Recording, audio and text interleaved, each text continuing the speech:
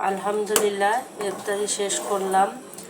আসলে চাটা না খেলে কেমন যেন শান্তি শান্তি লাগে না, তো চা তো আমার খেতেই হবে। তো বিশেষ করে দুধ চাটাই যে এখন আমি বানাবো। আমি এটা গুঁড়ার দুধ ভালো করে জাল দিয়ে নিচ্ছি, পাতি দিব।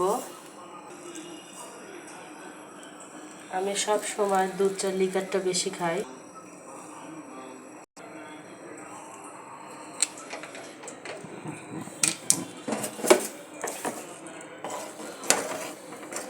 আসলে দুধ চাটা লিকার বেশি না হলে, দুধটা বেশি না হলে চাটা মজাই লাগে না। তো আমি যেইভাবে চা বানিয়ে নিলাম, এখন আমি দুধ চা খাবো।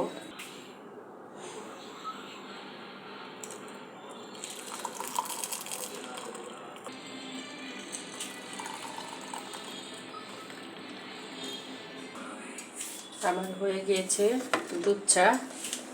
আমি আর আমার হাজবেন্ড চা খাবো। কি শান্তি চা খাওয়া।